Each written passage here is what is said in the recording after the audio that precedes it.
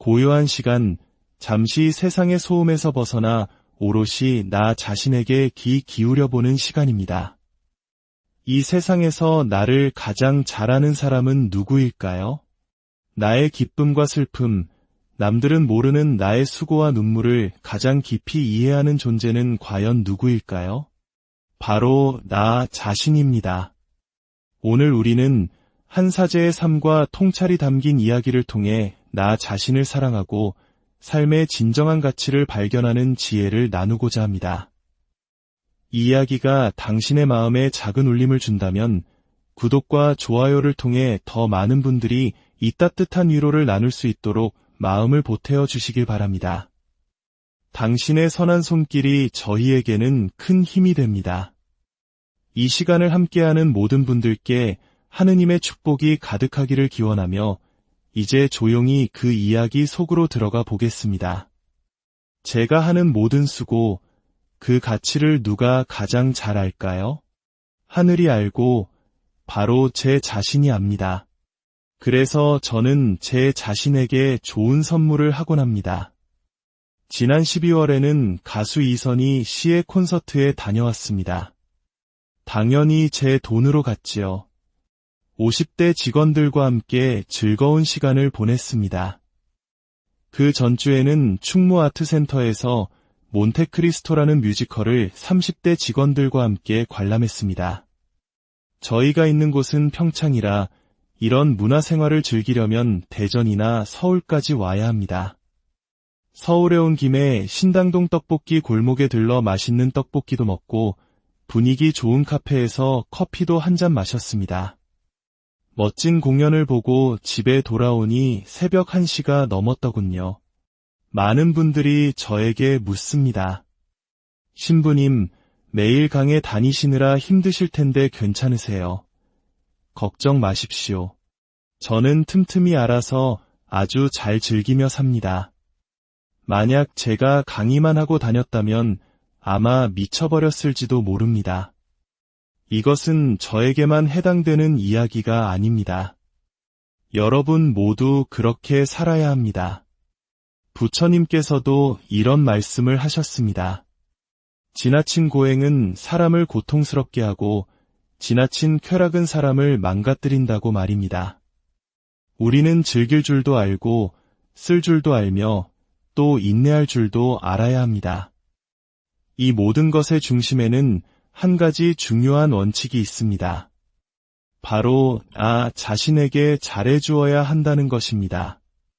내가 먼저 행복해야 다른 사람도 행복하게 해줄 수 있습니다. 내 영혼이 늘 찌들어 있다면 우리는 남편을 탓하고 자식을 원망하게 됩니다. 하지만 내가 나를 위해 8만 원을 들여 마음의 휴식을 얻는 피정을 다녀온다면 그 다음날 아침 저는 기분 좋게 가족들을 위해 맛있는 음식을 만들어줄 수 있습니다.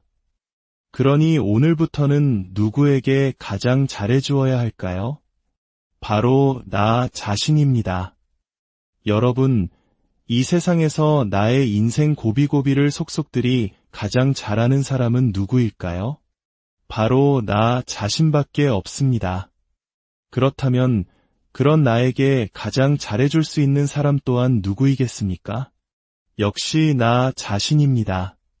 그런데 우리는 종종 어리석은 착각에 빠집니다.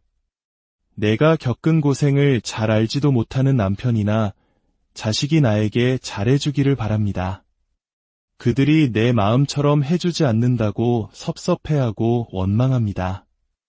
하지만 내 마음에 꼭 맞게 나를 챙겨줄 수 있는 사람은 이 세상에 나 외에는 아무도 없습니다. 수십 년간 사글세, 월세, 전세를 전전하며 20평, 30평 아파트 한 채 마련하기까지 얼마나 알뜰살뜰 아끼고 절약하며 살아오셨습니까? 그 고생을 자식들이 알까요? 모릅니다. 그런데 그걸 몰라준다고 눈물 짓는 것은 어리석은 일입니다. 이제부터는 그런 서운함은 훌훌 털어버리십시오. 그냥 내가 나에게 잘해주면 되는 것입니다. 저는 22년 전 평택 비전동 성당의 발령을 받았습니다. 부임한 지 2년밖에 안 된 신설 성당이었는데 주교님께서 성당을 분가하라는 명령을 내리셨습니다. 저희 같은 신부들은 주교님의 명령에 즉시 따라야 합니다. 진살이라는 곳에 새로운 성당을 지어야 했습니다. 기존 성당의 신자 3,500명 중 200명을 데리고 나와야 했습니다. 물론 신자들은 좋은 성당을 두고 왜 나가야 하냐며 반대했지만 그들을 설득하는 한편 성당을 지을 땅을 알아보았습니다. 마침 평택평야가 한눈에 내려다 보이는 언덕 꼭대기에 3,200평짜리 아주 좋은 땅이 나왔습니다. 3,200평이면 초등학교 건물과 운동장을 합친 것보다도 훨씬 넓은 크기입니다. 22년 전 평당 16만 원이었습니다. 하지만 신설 성당에 무슨 돈이 있었겠습니까? 여기저기서 돈을 끌어모았지만 2억 원이 부족했습니다. 그래서 제가 보좌 신부 시절에 모셨던 본당 신부님께 전화를 드렸습니다.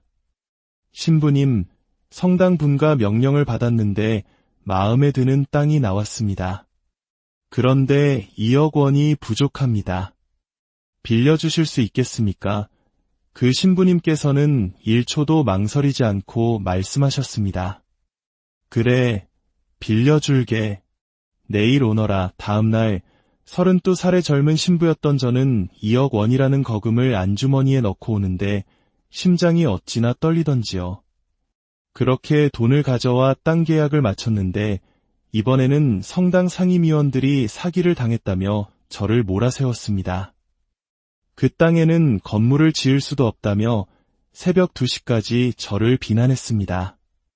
정말 답답하고 힘든 시간이었습니다. 하지만 저는 모든 것을 철저히 조사했고 사기가 아니라는 확신이 있었습니다. 결국 반대를 무릅쓰고 그 땅을 샀습니다. 그리고 1년이 지나자 평당 16만 원이었던 땅값이 35만 원으로 2배 이상 뛰었습니다. 저는 그중 800평을 팔아 돈을 빌려주셨던 김창렬 필립보 신부님께 2억 원을 갚아드렸습니다. 이제는 고인이 되셨지요. 결과적으로 2,400평의 땅이 거의 돈 한 푼 들이지 않고 생긴 셈이었습니다. 지금 그곳은 아파트 단지가 들어서고 성당은 주차 걱정 없는 넓은 부지에 아름다운 공원처럼 자리 잡았다고 합니다. 신자 수가 2,000명이 넘는 큰 공동체로 성장했다는 소식도 들었습니다. 제가 그렇게 마음고생하며 마련한 성당터, 그 과정을 아는 사람은 이제 거의 없습니다. 하지만 괜찮습니다. 누가 알면 될까요? 하느님과 저 둘만 알면 충분합니다. 만약 제가 후임 신부나 신자들이 내 공로를 몰라준다고 서운해한다면 저는 얼마나 작은 사람이 되겠습니까? 저는 그저 평택을 지날 때마다 제가 하느님의 집을 마련하는 영광스러운 도구로 쓰였다는 사실에 감사할 따름입니다. 아멘. 신자들이 그 넓은 터에서 행복하게 신앙생활을 한다는 소식을 들으면 제 마음이 기쁩니다. 그걸로 된 것입니다. 여러분의 인생도 마찬가지입니다. 힘들게 가정을 꾸려오면서 겪은 수많은 고생, 남편이나 자식, 심지어는 시동생까지 키워 장가보냈는데 그 은혜를 모른다고 서운해할 필요 없습니다. 내가 알고 하늘이 알면 됩니다. 그래서 공자께서는 남이 나를 알아주지 않아도 화내지 않는 사람이 진정한 군자라고 하셨습니다. 수십 년간 가족을 위해 헌신해온 우리 어머니들, 자매님들, 그 가사 노동의 가치를 돈으로 환산하면 얼마쯤 될까요? 한 달에 350만 원으로 계산해서 30년을 일했다면 무려 10억 5천만 원에 달하는 가치입니다. 그렇게 10억 원이 넘는 가치를 가족에게 베풀었습니다. 그런데 그렇게 고생한 나 자신을 위해 이틀 밤 편히 쉬고 남이 해주는 밥 6끼를 먹는 8만 원짜리 피정을 가는 것을 아까워하며 망설이는 분들이 너무나 많습니다. 그러면서 아무도 내 고생을 알아주지 않는다고 눈물 짓습니다. 이제 그러지 마십시오. 10억 원어치 헌신한 나에게 8만 원을 쓰는 것이 어찌 아깝겠습니까? 제발 남을 원망하지 말고 나 자신을 위해 기꺼이 쓰십시오. 그렇게 자신에게 휴식을 선물한 분들은 말합니다. 신부님, 너무 행복해요. 남이 차려주는 따뜻한 밥상, 특히 저희 생태 마을에서 직접 기른 유기농 채소로 만든 된장국과 맛있는 반찬만으로도 주부들은 충분히 행복을 느낍니다. 밥 한 끼의 소중함, 그것이 바로 행복의 시작일 수 있습니다. 돈을 버는 법도 중요하지만 돈을 쓰는 법은 더욱 중요합니다. 우리는 평생 힘들게 돈을 벌고 아꼈습니다. 그런데 벌기만 하고 쓸 줄을 모른다면 무엇 때문에 그 고생을 했습니까? 힘들게 모은 돈, 정작 나를 위해 8만 원을 쓰려니 손이 벌벌 떨린다면 그 돈이 무슨 의미가 있겠습니까? 과도한 욕심은 우리 인생을 힘들게 만듭니다. 연 15%의 이자를 주겠다는 말에 속아 평생 모은 돈을 날리는 사람들이 있습니다. 은행 이자가 25%에 불과한 시대에 15%라는 비상식적인 수익률은 100% 사기입니다. 그런 유혹에 넘어가 돈을 맡긴 사람들은 결국 돈도, 믿음도, 사람도 모두 잃게 됩니다. 그리고는 이렇게 말합니다. 성당 다녀봐야 믿을 사람 하나 없더라. 하느님이 어디 있느냐, 모든 것이 자기 자신의 과한 욕심에서 비롯된 비극임에도 불구하고 말입니다. 그렇게 허망하게 날려버릴 5천만 원이 있다면 차라리 그 돈으로 이스라엘 성지순례를 10번 다녀오십시오. 성지순례를 10번 다녀오면 예수님과 아주 가까운 사이가 될 수 있습니다. 저는 5번 다녀왔는데 이제는 성경을 읽으면 예수님께서 제게 불쑥 나타나 말을 거시는 것 같습니다. 예루살렘의 겟세마니 동산에서 기도할 때 저는 예수님의 마음을 깊이 느낄 수 있었습니다. 억울한 일을 당하고 돌에 맞을 뻔하고 모욕을 당하시면서도 아직 내 때가 되지 않았다며 묵묵히 인내하신 그분의 마음을 말입니다. 인류 구원이라는 더 큰 목표를 위해 눈앞의 수모를 견뎌내신 예수님처럼 우리도 자식 하나 잘 키워보겠다는 마음으로 세상의 더러운 꼴을 참고 견디지 않습니까? 인내의 끝에는 반드시 열매가 있습니다. 성지순례를 통해 얻은 이런 깊은 묵상은 돈으로는 결코 살 수 없는 귀한 보물입니다. 돈은 어떻게 써야 의미가 있을까요? 저는 작년에 아프리카 잠비아에 봉사활동을 갔다가 돈이 없어졌다만 간호대학 건물을 보게 되었습니다. 마침 한국에 돌아와 보니 제 통장에 책인세로 2억 원이 들어와 있었습니다. 아내도 자식도 없는 저에게 그 돈이 무슨 필요가 있겠습니까? 저는 그 돈을 모두 잠비아로 보내 간호대학을 마저 짓도록 했습니다. 올해 다시 잠비아에 가보니 멋진 간호대학이 거의 완공되어 있었습니다. 그것을 본 제 직원들은 저를 나무랐습니다. 신부님, 은퇴 후를 생각하셔야죠. 돈을 그렇게 다 써버리시면 어떡해요. 하지만 저는 이렇게 생각합니다. 20년 후에 내가 살아있을지 죽어있을지 누가 압니까? 먼 미래를 위해 지금 할 수 있는 의미 있고 신나는 일을 포기하고 싶지 않습니다. 지금 마음껏 다니고 의미 있는 일에 돈을 쓰고 재미있게 살고 싶습니다. 그리고 나중에 나이가 들어 돈이 없으면 없는 대로 살면 됩니다. 가만히 있으면 됩니다. 오늘 미사 때 성체가 모자라니 네 조각으로 나누어 모두가 영했던 것처럼 없으면 없는 대로 나누고 쪼개서 살면 됩니다. 나중을 위해 지금을 희생하지 마십시오. 하고 싶은 일이 있다면 바로 지금 하십시오. 우리의 삶은 나 자신을 사랑하는 것에서 시작하여 이웃을 향한 사랑으로 확장될 때 가장 아름답게 빛납니다. 다른 사람이 알아주지 않아도 괜찮습니다. 하늘과 내가 알고 있으니 묵묵히 나의 길을 걸어가십시오. 그리고 그 과정에서 지치고 힘들 땐 잠시 멈춰서서 나 자신에게 따뜻한 위로와 보상을 선물하는 것을 잊지 마십시오. 그것이 바로 우리 자신을 그리고 우리의 삶을 진정으로 사랑하는 방법입니다. 오늘 이 이야기를 들으신 모든 분들의 마음속에 주님의 따스한 위로와 평화가 가득하기를 기도합니다. 당신의 삶이 매 순간 기쁨과 감사로 고요한 시간, 잠시 세상의 소음에서 벗어나 오롯이 나 자신에게 귀 기울여보는 시간입니다. 이 세상에서 나를 가장 잘 아는 사람은 누구일까요? 나의 기쁨과 슬픔, 남들은 모르는 나의 수고와 눈물을 가장 깊이 이해하는 존재는 과연 누구일까요? 바로 나 자신입니다.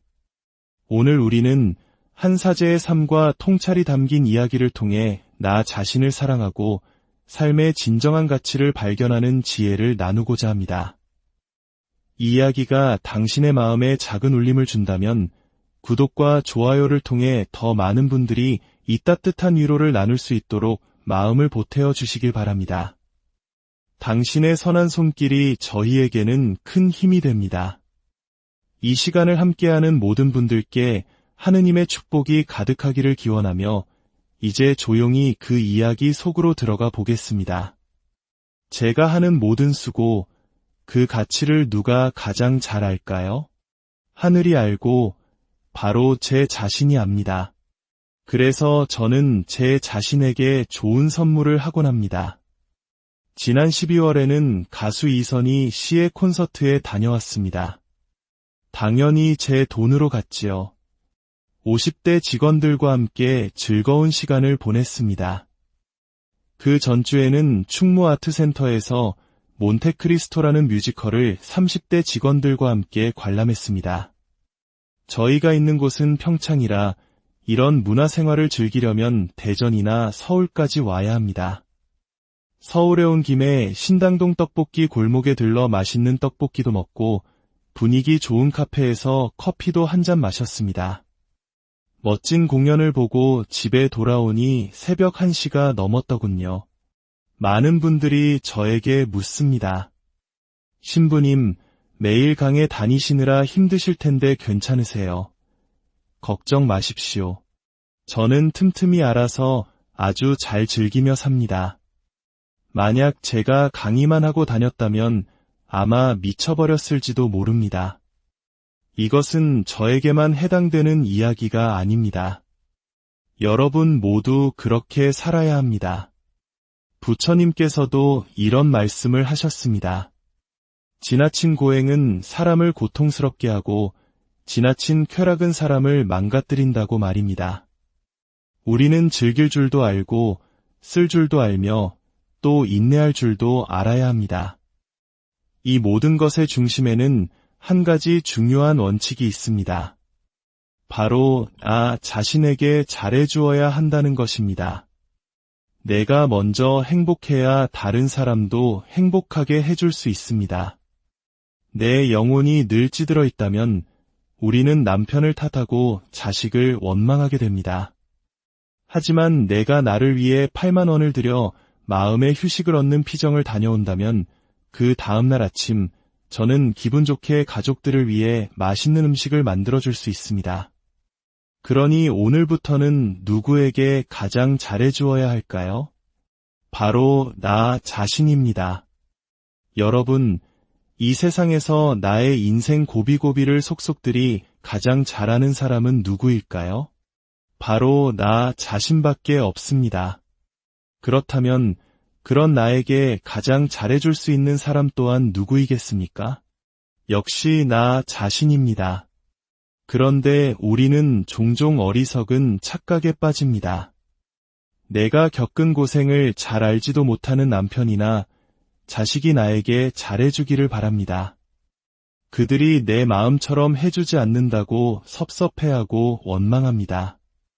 하지만 내 마음에 꼭 맞게 나를 챙겨줄 수 있는 사람은 이 세상에 나 외에는 아무도 없습니다. 수십 년간 사글세, 월세, 전세를 전전하며 20평, 30평 아파트 한 채 마련하기까지 얼마나 알뜰살뜰 아끼고 절약하며 살아오셨습니까? 그 고생을 자식들이 알까요? 모릅니다. 그런데 그걸 몰라준다고 눈물 짓는 것은 어리석은 일입니다. 이제부터는 그런 서운함은 훌훌 털어버리십시오. 그냥 내가 나에게 잘해주면 되는 것입니다. 저는 22년 전 평택 비전동 성당의 발령을 받았습니다. 부임한 지 2년밖에 안 된 신설 성당이었는데 주교님께서 성당을 분가하라는 명령을 내리셨습니다. 저희 같은 신부들은 주교님의 명령에 즉시 따라야 합니다. 진살이라는 곳에 새로운 성당을 지어야 했습니다. 기존 성당의 신자 3,500명 중 200명을 데리고 나와야 했습니다. 물론 신자들은 좋은 성당을 두고 왜 나가야 하냐며 반대했지만 그들을 설득하는 한편 성당을 지을 땅을 알아보았습니다. 마침 평택평야가 한눈에 내려다 보이는 언덕 꼭대기에 3,200평짜리 아주 좋은 땅이 나왔습니다. 3,200평이면 초등학교 건물과 운동장을 합친 것보다도 훨씬 넓은 크기입니다. 22년 전 평당 16만 원이었습니다. 하지만 신설 성당에 무슨 돈이 있었겠습니까? 여기저기서 돈을 끌어모았지만 2억 원이 부족했습니다.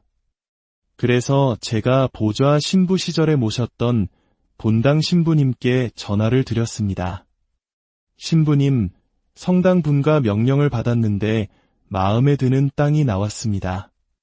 그런데 2억 원이 부족합니다. 빌려주실 수 있겠습니까? 그 신부님께서는 1초도 망설이지 않고 말씀하셨습니다. 그래, 빌려줄게. 내일 오너라. 다음날 32살의 젊은 신부였던 저는 2억 원이라는 거금을 안주머니에 넣고 오는데 심장이 어찌나 떨리던지요. 그렇게 돈을 가져와 땅 계약을 마쳤는데 이번에는 성당 상임위원들이 사기를 당했다며 저를 몰아세웠습니다. 그 땅에는 건물을 지을 수도 없다며 새벽 2시까지 저를 비난했습니다. 정말 답답하고 힘든 시간이었습니다. 하지만 저는 모든 것을 철저히 조사했고 사기가 아니라는 확신이 있었습니다. 결국 반대를 무릅쓰고 그 땅을 샀습니다. 그리고 1년이 지나자 평당 16만 원이었던 땅값이 35만 원으로 2배 이상 뛰었습니다. 저는 그중 800평을 팔아 돈을 빌려주셨던 김창렬 필립보 신부님께 2억 원을 갚아드렸습니다. 이제는 고인이 되셨지요. 결과적으로 2,400평의 땅이 거의 돈 한 푼 들이지 않고 생긴 셈이었습니다. 지금 그곳은 아파트 단지가 들어서고 성당은 주차 걱정 없는 넓은 부지에 아름다운 공원처럼 자리 잡았다고 합니다. 신자 수가 2,000명이 넘는 큰 공동체로 성장했다는 소식도 들었습니다. 제가 그렇게 마음고생하며 마련한 성당터, 그 과정을 아는 사람은 이제 거의 없습니다. 하지만 괜찮습니다. 누가 알면 될까요? 하느님과 저 둘만 알면 충분합니다. 만약 제가 후임 신부나 신자들이 내 공로를 몰라준다고 서운해한다면 저는 얼마나 작은 사람이 되겠습니까? 저는 그저 평택을 지날 때마다 제가 하느님의 집을 마련하는 영광스러운 도구로 쓰였다는 사실에 감사할 따름입니다. 아멘. 신자들이 그 넓은 터에서 행복하게 신앙생활을 한다는 소식을 들으면 제 마음이 기쁩니다. 그걸로 된 것입니다. 여러분의 인생도 마찬가지입니다. 힘들게 가정을 꾸려오면서 겪은 수많은 고생, 남편이나 자식, 심지어는 시동생까지 키워 장가보냈는데 그 은혜를 모른다고 서운해할 필요 없습니다. 내가 알고 하늘이 알면 됩니다. 그래서 공자께서는 남이 나를 알아주지 않아도 화내지 않는 사람이 진정한 군자라고 하셨습니다. 수십 년간 가족을 위해 헌신해온 우리 어머니들, 자매님들, 그 가사 노동의 가치를 돈으로 환산하면 얼마쯤 될까요? 한 달에 350만 원으로 계산해서 30년을 일했다면 무려 10억 5천만 원에 달하는 가치입니다. 그렇게 10억 원이 넘는 가치를 가족에게 베풀었습니다. 그런데 그렇게 고생한 나 자신을 위해 이틀 밤 편히 쉬고 남이 해주는 밥 6끼를 먹는 8만 원짜리 피정을 가는 것을 아까워하며 망설이는 분들이 너무나 많습니다. 그러면서 아무도 내 고생을 알아주지 않는다고 눈물 짓습니다. 이제 그러지 마십시오. 10억 원어치 헌신한 나에게 8만 원을 쓰는 것이 어찌 아깝겠습니까? 제발 남을 원망하지 말고 나 자신을 위해 기꺼이 쓰십시오. 그렇게 자신에게 휴식을 선물한 분들은 말합니다. 신부님, 너무 행복해요. 남이 차려주는 따뜻한 밥상, 특히 저희 생태 마을에서 직접 기른 유기농 채소로 만든 된장국과 맛있는 반찬만으로도 주부들은 충분히 행복을 느낍니다. 밥 한 끼의 소중함, 그것이 바로 행복의 시작일 수 있습니다. 돈을 버는 법도 중요하지만 돈을 쓰는 법은 더욱 중요합니다. 우리는 평생 힘들게 돈을 벌고 아꼈습니다. 그런데 벌기만 하고 쓸 줄을 모른다면 무엇 때문에 그 고생을 했습니까? 힘들게 모은 돈, 정작 나를 위해 8만 원을 쓰려니 손이 벌벌 떨린다면 그 돈이 무슨 의미가 있겠습니까? 과도한 욕심은 우리 인생을 힘들게 만듭니다. 연 15%의 이자를 주겠다는 말에 속아 평생 모은 돈을 날리는 사람들이 있습니다. 은행 이자가 25%에 불과한 시대에 15%라는 비상식적인 수익률은 100% 사기입니다. 그런 유혹에 넘어가 돈을 맡긴 사람들은 결국 돈도, 믿음도, 사람도 모두 잃게 됩니다. 그리고는 이렇게 말합니다. 성당 다녀봐야 믿을 사람 하나 없더라. 하느님이 어디 있느냐, 모든 것이 자기 자신의 과한 욕심에서 비롯된 비극임에도 불구하고 말입니다. 그렇게 허망하게 날려버릴 5천만 원이 있다면 차라리 그 돈으로 이스라엘 성지순례를 10번 다녀오십시오. 성지순례를 10번 다녀오면 예수님과 아주 가까운 사이가 될 수 있습니다. 저는 5번 다녀왔는데 이제는 성경을 읽으면 예수님께서 제게 불쑥 나타나 말을 거시는 것 같습니다. 예루살렘의 겟세마니 동산에서 기도할 때 저는 예수님의 마음을 깊이 느낄 수 있었습니다. 억울한 일을 당하고 돌에 맞을 뻔하고 모욕을 당하시면서도 아직 내 때가 되지 않았다며 묵묵히 인내하신 그분의 마음을 말입니다. 인류 구원이라는 더 큰 목표를 위해 눈앞의 수모를 견뎌내신 예수님처럼 우리도 자식 하나 잘 키워보겠다는 마음으로 세상의 더러운 꼴을 참고 견디지 않습니까? 인내의 끝에는 반드시 열매가 있습니다. 성지순례를 통해 얻은 이런 깊은 묵상은 돈으로는 결코 살 수 없는 귀한 보물입니다. 돈은 어떻게 써야 의미가 있을까요? 저는 작년에 아프리카 잠비아에 봉사활동을 갔다가 돈이 없어졌다만 간호대학 건물을 보게 되었습니다. 마침 한국에 돌아와 보니 제 통장에 책인세로 2억 원이 들어와 있었습니다. 아내도 자식도 없는 저에게 그 돈이 무슨 필요가 있겠습니까? 저는 그 돈을 모두 잠비아로 보내 간호대학을 마저 짓도록 했습니다. 올해 다시 잠비아에 가보니 멋진 간호대학이 거의 완공되어 있었습니다. 그것을 본 제 직원들은 저를 나무랐습니다. 신부님, 은퇴 후를 생각하셔야죠. 돈을 그렇게 다 써버리시면 어떡해요. 하지만 저는 이렇게 생각합니다. 20년 후에 내가 살아있을지 죽어있을지 누가 압니까? 먼 미래를 위해 지금 할 수 있는 의미 있고 신나는 일을 포기하고 싶지 않습니다. 지금 마음껏 다니고 의미 있는 일에 돈을 쓰고 재미있게 살고 싶습니다. 그리고 나중에 나이가 들어 돈이 없으면 없는 대로 살면 됩니다. 가만히 있으면 됩니다.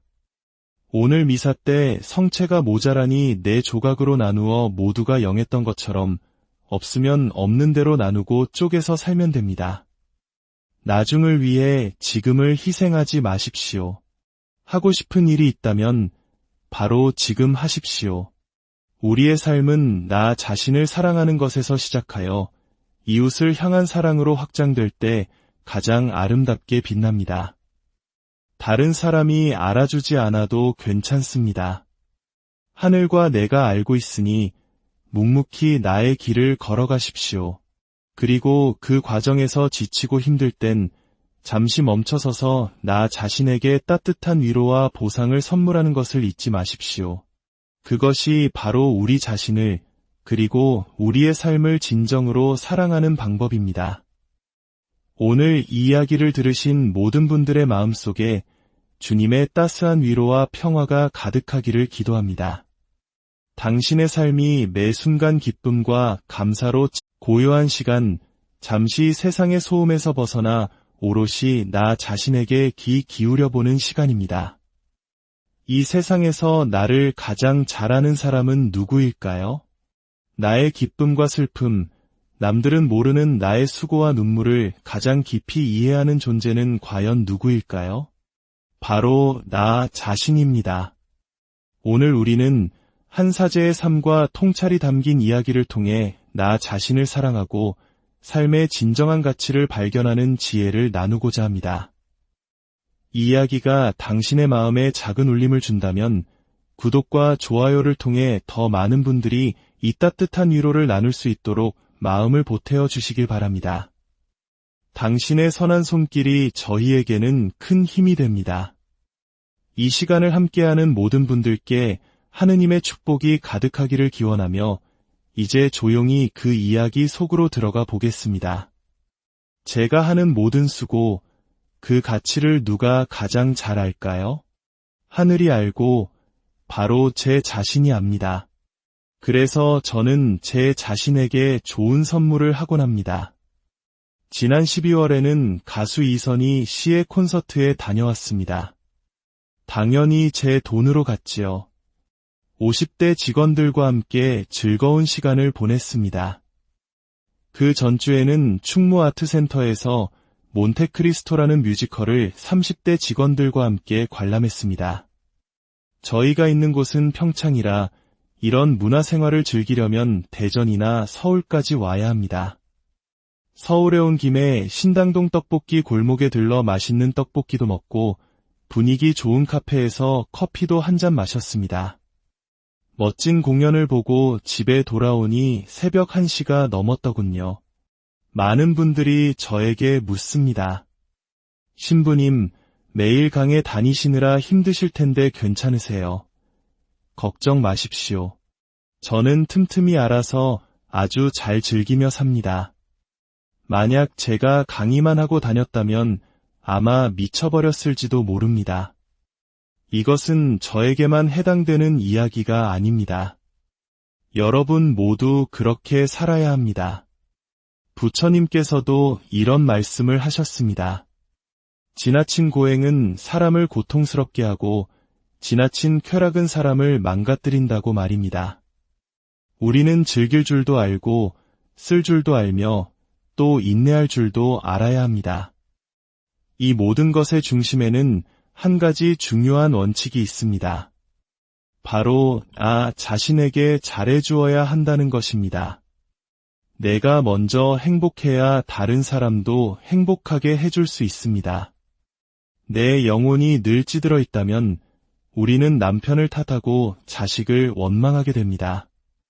하지만 내가 나를 위해 8만 원을 들여 마음의 휴식을 얻는 피정을 다녀온다면 그 다음날 아침 저는 기분 좋게 가족들을 위해 맛있는 음식을 만들어줄 수 있습니다. 그러니 오늘부터는 누구에게 가장 잘해주어야 할까요? 바로 나 자신입니다. 여러분, 이 세상에서 나의 인생 고비고비를 속속들이 가장 잘하는 사람은 누구일까요? 바로 나 자신밖에 없습니다.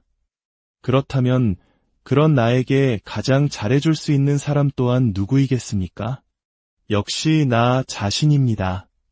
그런데 우리는 종종 어리석은 착각에 빠집니다. 내가 겪은 고생을 잘 알지도 못하는 남편이나 자식이 나에게 잘해주기를 바랍니다. 그들이 내 마음처럼 해주지 않는다고 섭섭해하고 원망합니다. 하지만 내 마음에 꼭 맞게 나를 챙겨줄 수 있는 사람은 이 세상에 나 외에는 아무도 없습니다. 수십 년간 사글세, 월세, 전세를 전전하며 20평, 30평 아파트 한 채 마련하기까지 얼마나 알뜰살뜰 아끼고 절약하며 살아오셨습니까? 그 고생을 자식들이 알까요? 모릅니다. 그런데 그걸 몰라준다고 눈물 짓는 것은 어리석은 일입니다. 이제부터는 그런 서운함은 훌훌 털어버리십시오. 그냥 내가 나에게 잘해주면 되는 것입니다. 저는 22년 전 평택 비전동 성당의 발령을 받았습니다. 부임한 지 2년밖에 안 된 신설 성당이었는데 주교님께서 성당을 분가하라는 명령을 내리셨습니다. 저희 같은 신부들은 주교님의 명령에 즉시 따라야 합니다. 진살이라는 곳에 새로운 성당을 지어야 했습니다. 기존 성당의 신자 3,500명 중 200명을 데리고 나와야 했습니다. 물론 신자들은 좋은 성당을 두고 왜 나가야 하냐며 반대했지만 그들을 설득하는 한편 성당을 지을 땅을 알아보았습니다. 마침 평택평야가 한눈에 내려다 보이는 언덕 꼭대기에 3,200평짜리 아주 좋은 땅이 나왔습니다. 3,200평이면 초등학교 건물과 운동장을 합친 것보다도 훨씬 넓은 크기입니다. 22년 전 평당 16만 원이었습니다. 하지만 신설 성당에 무슨 돈이 있었겠습니까? 여기저기서 돈을 끌어모았지만 2억 원이 부족했습니다. 그래서 제가 보좌 신부 시절에 모셨던 본당 신부님께 전화를 드렸습니다. 신부님, 성당 분가 명령을 받았는데 마음에 드는 땅이 나왔습니다. 그런데 2억 원이 부족합니다. 빌려주실 수 있겠습니까? 그 신부님께서는 1초도 망설이지 않고 말씀하셨습니다. 그래, 빌려줄게. 내일 오너라. 다음날 32살의 젊은 신부였던 저는 2억 원이라는 거금을 안주머니에 넣고 오는데 심장이 어찌나 떨리던지요. 그렇게 돈을 가져와 땅 계약을 마쳤는데 이번에는 성당 상임위원들이 사기를 당했다며 저를 몰아세웠습니다. 그 땅에는 건물을 지을 수도 없다며 새벽 2시까지 저를 비난했습니다. 정말 답답하고 힘든 시간이었습니다. 하지만 저는 모든 것을 철저히 조사했고 사기가 아니라는 확신이 있었습니다. 결국 반대를 무릅쓰고 그 땅을 샀습니다. 그리고 1년이 지나자 평당 16만 원이었던 땅값이 35만 원으로 2배 이상 뛰었습니다. 저는 그중 800평을 팔아 돈을 빌려주셨던 김창렬 필립보 신부님께 2억 원을 갚아드렸습니다. 이제는 고인이 되셨지요. 결과적으로 2,400평의 땅이 거의 돈 한 푼 들이지 않고 생긴 셈이었습니다. 지금 그곳은 아파트 단지가 들어서고 성당은 주차 걱정 없는 넓은 부지에 아름다운 공원처럼 자리 잡았다고 합니다. 신자 수가 2,000명이 넘는 큰 공동체로 성장했다는 소식도 들었습니다. 제가 그렇게 마음고생하며 마련한 성당터, 그 과정을 아는 사람은 이제 거의 없습니다. 하지만 괜찮습니다. 누가 알면 될까요? 하느님과 저 둘만 알면 충분합니다.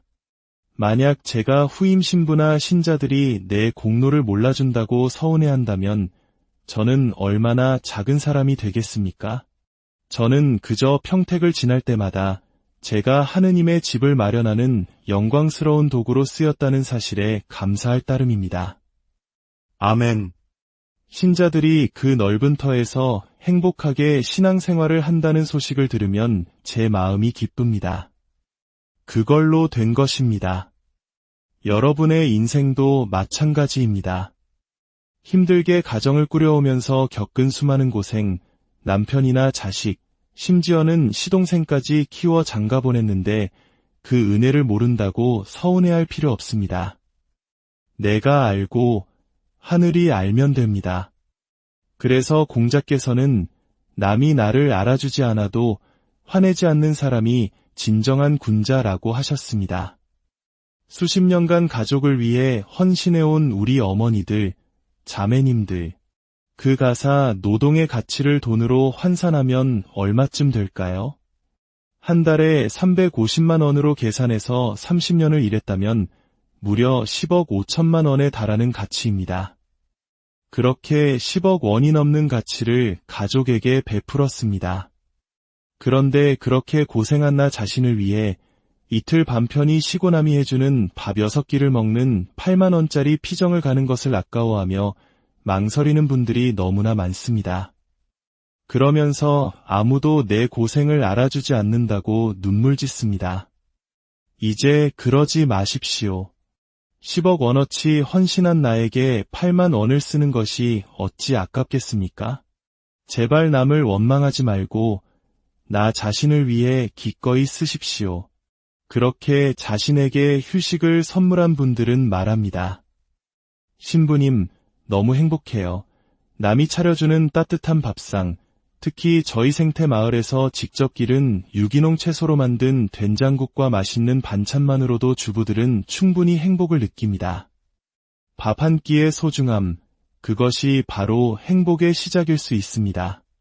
돈을 버는 법도 중요하지만 돈을 쓰는 법은 더욱 중요합니다.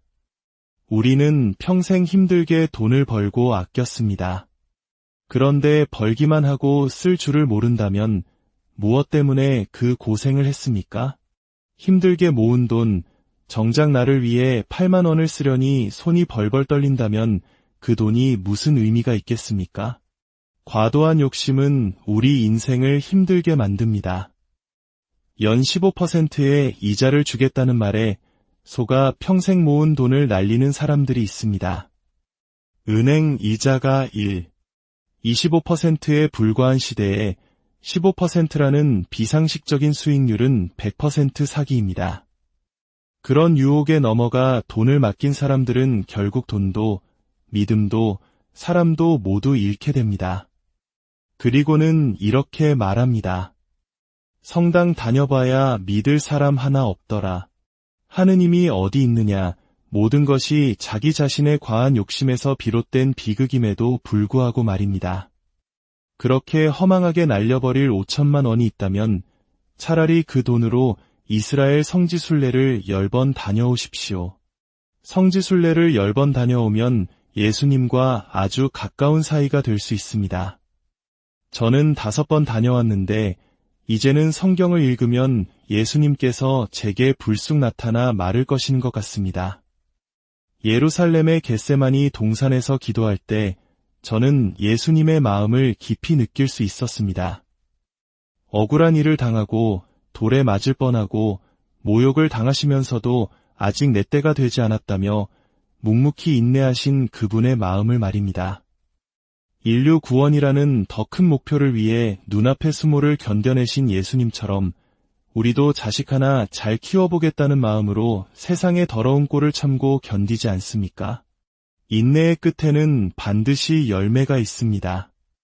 성지순례를 통해 얻은 이런 깊은 묵상은 돈으로는 결코 살 수 없는 귀한 보물입니다. 돈은 어떻게 써야 의미가 있을까요? 저는 작년에 아프리카 잠비아에 봉사활동을 갔다가 돈이 없어졌다만 간호대학 건물을 보게 되었습니다.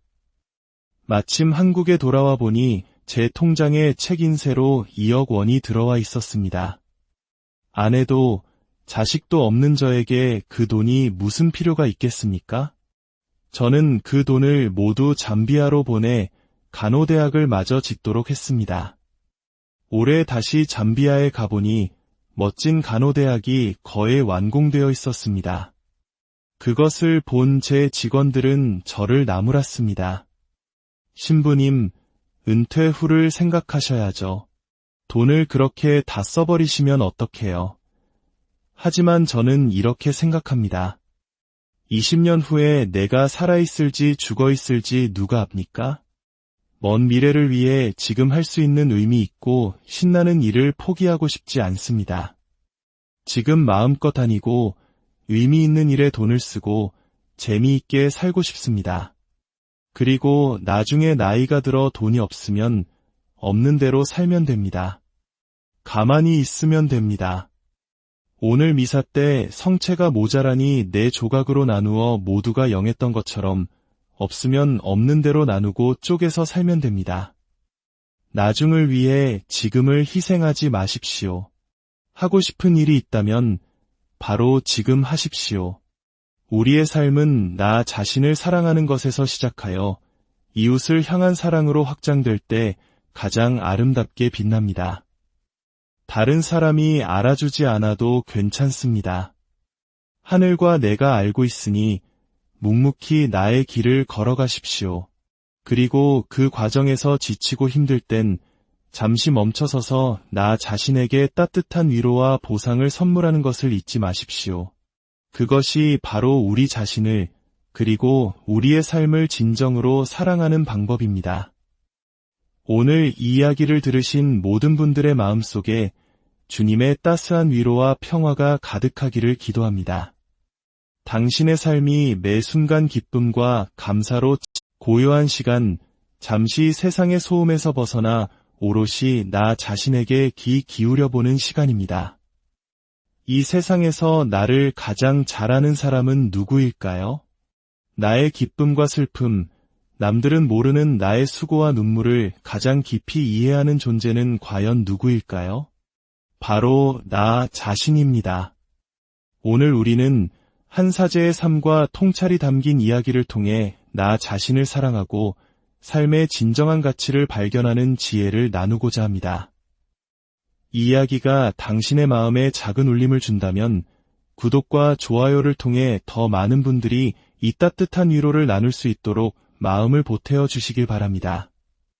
당신의 선한 손길이 저희에게는 큰 힘이 됩니다. 이 시간을 함께하는 모든 분들께 하느님의 축복이 가득하기를 기원하며 이제 조용히 그 이야기 속으로 들어가 보겠습니다. 제가 하는 모든 수고, 그 가치를 누가 가장 잘 알까요? 하늘이 알고 바로 제 자신이 압니다. 그래서 저는 제 자신에게 좋은 선물을 하곤 합니다. 지난 12월에는 가수 이선희 씨의 콘서트에 다녀왔습니다. 당연히 제 돈으로 갔지요. 50대 직원들과 함께 즐거운 시간을 보냈습니다. 그 전주에는 충무아트센터에서 몬테크리스토라는 뮤지컬을 30대 직원들과 함께 관람했습니다. 저희가 있는 곳은 평창이라 이런 문화생활을 즐기려면 대전이나 서울까지 와야 합니다. 서울에 온 김에 신당동 떡볶이 골목에 들러 맛있는 떡볶이도 먹고 분위기 좋은 카페에서 커피도 한 잔 마셨습니다. 멋진 공연을 보고 집에 돌아오니 새벽 1시가 넘었더군요. 많은 분들이 저에게 묻습니다. 신부님, 매일 강에 다니시느라 힘드실 텐데 괜찮으세요? 걱정 마십시오. 저는 틈틈이 알아서 아주 잘 즐기며 삽니다. 만약 제가 강의만 하고 다녔다면 아마 미쳐버렸을지도 모릅니다. 이것은 저에게만 해당되는 이야기가 아닙니다. 여러분 모두 그렇게 살아야 합니다. 부처님께서도 이런 말씀을 하셨습니다. 지나친 고행은 사람을 고통스럽게 하고 지나친 쾌락은 사람을 망가뜨린다고 말입니다. 우리는 즐길 줄도 알고 쓸 줄도 알며 또 인내할 줄도 알아야 합니다. 이 모든 것의 중심에는 한 가지 중요한 원칙이 있습니다. 바로 나 자신에게 잘해주어야 한다는 것입니다. 내가 먼저 행복해야 다른 사람도 행복하게 해줄 수 있습니다. 내 영혼이 늘 찌들어 있다면 우리는 남편을 탓하고 자식을 원망하게 됩니다. 하지만 내가 나를 위해 8만 원을 들여 마음의 휴식을 얻는 피정을 다녀온다면 그 다음날 아침 저는 기분 좋게 가족들을 위해 맛있는 음식을 만들어줄 수 있습니다. 그러니 오늘부터는 누구에게 가장 잘해주어야 할까요? 바로 나 자신입니다. 여러분, 이 세상에서 나의 인생 고비고비를 속속들이 가장 잘하는 사람은 누구일까요? 바로 나 자신밖에 없습니다. 그렇다면 그런 나에게 가장 잘해줄 수 있는 사람 또한 누구이겠습니까? 역시 나 자신입니다. 그런데 우리는 종종 어리석은 착각에 빠집니다. 내가 겪은 고생을 잘 알지도 못하는 남편이나 자식이 나에게 잘해주기를 바랍니다. 그들이 내 마음처럼 해주지 않는다고 섭섭해하고 원망합니다. 하지만 내 마음에 꼭 맞게 나를 챙겨줄 수 있는 사람은 이 세상에 나 외에는 아무도 없습니다. 수십 년간 사글세, 월세, 전세를 전전하며 20평, 30평 아파트 한 채 마련하기까지 얼마나 알뜰살뜰 아끼고 절약하며 살아오셨습니까? 그 고생을 자식들이 알까요? 모릅니다. 그런데 그걸 몰라준다고 눈물 짓는 것은 어리석은 일입니다. 이제부터는 그런 서운함은 훌훌 털어버리십시오.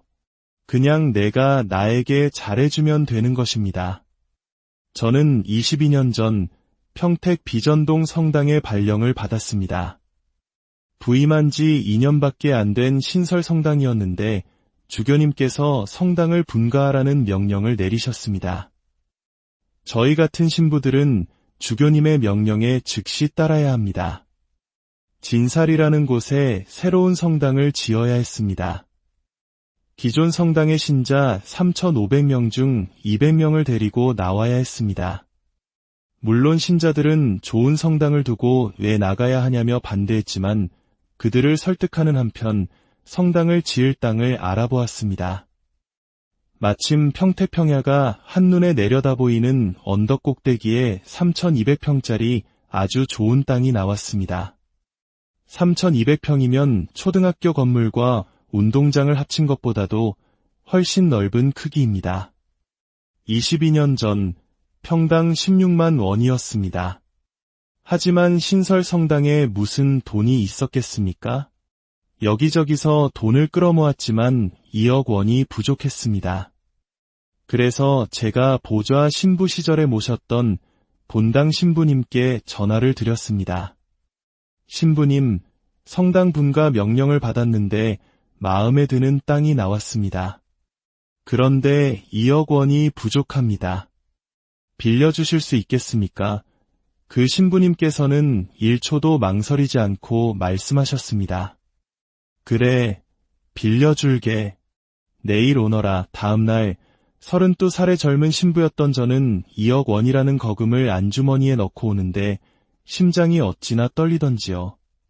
그렇게 돈을 가져와 땅 계약을 마쳤는데 이번에는 성당 상임위원들이 사기를 당했다며 저를 몰아세웠습니다. 그 땅에는 건물을 지을 수도 없다며 새벽 2시까지 저를 비난했습니다. 정말 답답하고 힘든 시간이었습니다. 하지만 저는 모든 것을 철저히 조사했고 사기가 아니라는 확신이 있었습니다. 결국 반대를 무릅쓰고 그 땅을 샀습니다. 그리고 1년이 지나자 평당 16만 원이었던 땅값이 35만 원으로 2배 이상 뛰었습니다. 저는 그중 800평을 팔아 돈을 빌려주셨던 김창렬 필립보 신부님께 2억 원을 갚아드렸습니다. 이제는 고인이 되셨지요. 결과적으로 2,400평의 땅이 거의 돈 한 푼 들이지 않고 생긴 셈이었습니다. 지금 그곳은 아파트 단지가 들어서고 성당은 주차 걱정 없는 넓은 부지에 아름다운 공원처럼 자리 잡았다고 합니다. 신자 수가 2,000명이 넘는 큰 공동체로 성장했다는 소식도 들었습니다.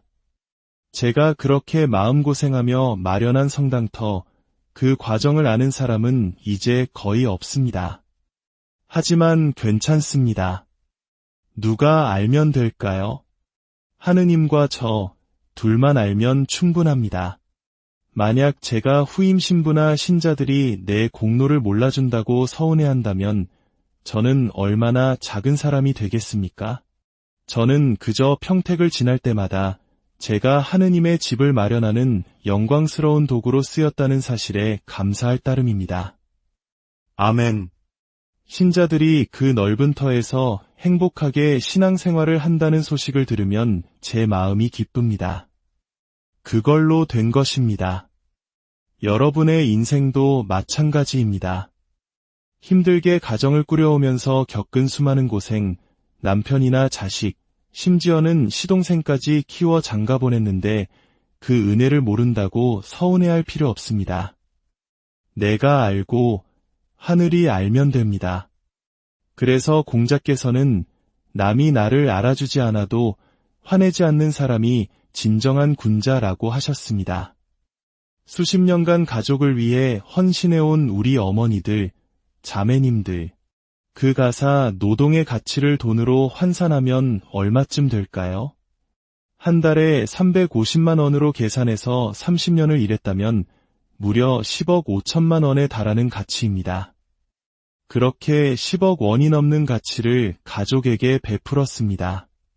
그런데 그렇게 고생한 나 자신을 위해 이틀 밤 편히 쉬고 남이 해주는 밥 6끼를 먹는 8만 원짜리 피정을 가는 것을 아까워하며 망설이는 분들이 너무나 많습니다. 그러면서 아무도 내 고생을 알아주지 않는다고 눈물 짓습니다. 이제 그러지 마십시오. 10억 원어치 헌신한 나에게 8만 원을 쓰는 것이 어찌 아깝겠습니까? 제발 남을 원망하지 말고 나 자신을 위해 기꺼이 쓰십시오. 그렇게 자신에게 휴식을 선물한 분들은 말합니다. 신부님, 너무 행복해요. 남이 차려주는 따뜻한 밥상, 특히 저희 생태 마을에서 직접 기른 유기농 채소로 만든 된장국과 맛있는 반찬만으로도 주부들은 충분히 행복을 느낍니다. 밥 한 끼의 소중함, 그것이 바로 행복의 시작일 수 있습니다. 돈을 버는 법도 중요하지만 돈을 쓰는 법은 더욱 중요합니다. 우리는 평생 힘들게 돈을 벌고 아꼈습니다. 그런데 벌기만 하고 쓸 줄을 모른다면 무엇 때문에 그 고생을 했습니까? 힘들게 모은 돈, 정작 나를 위해 8만 원을 쓰려니 손이 벌벌 떨린다면 그 돈이 무슨 의미가 있겠습니까? 과도한 욕심은 우리 인생을 힘들게 만듭니다. 연 15%의 이자를 주겠다는 말에 속아 평생 모은 돈을 날리는 사람들이 있습니다. 은행 이자가 25%에 불과한 시대에 15%라는 비상식적인 수익률은 100% 사기입니다. 그런 유혹에 넘어가 돈을 맡긴 사람들은 결국 돈도, 믿음도, 사람도 모두 잃게 됩니다. 그리고는 이렇게 말합니다. 성당 다녀봐야 믿을 사람 하나 없더라. 하느님이 어디 있느냐, 모든 것이 자기 자신의 과한 욕심에서 비롯된 비극임에도 불구하고 말입니다. 그렇게 허망하게 날려버릴 5천만 원이 있다면 차라리 그 돈으로 이스라엘 성지순례를 10번 다녀오십시오. 성지순례를 10번 다녀오면 예수님과 아주 가까운 사이가 될 수 있습니다. 저는 5번 다녀왔는데 이제는 성경을 읽으면 예수님께서 제게 불쑥 나타나 말을 거시는 것 같습니다. 예루살렘의 겟세마니 동산에서 기도할 때 저는 예수님의 마음을 깊이 느낄 수 있었습니다. 억울한 일을 당하고 돌에 맞을 뻔하고 모욕을 당하시면서도 아직 내 때가 되지 않았다며 묵묵히 인내하신 그분의 마음을 말입니다. 인류 구원이라는 더 큰 목표를 위해 눈앞의 수모를 견뎌내신 예수님처럼 우리도 자식 하나 잘 키워보겠다는 마음으로 세상의 더러운 꼴을 참고 견디지 않습니까?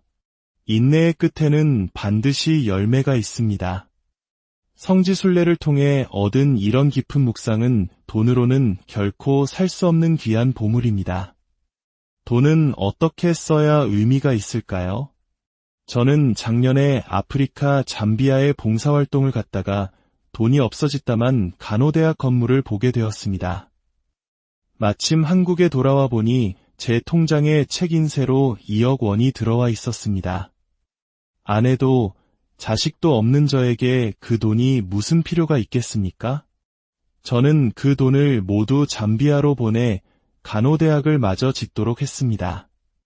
올해 다시 잠비아에 가보니 멋진 간호대학이 거의 완공되어 있었습니다.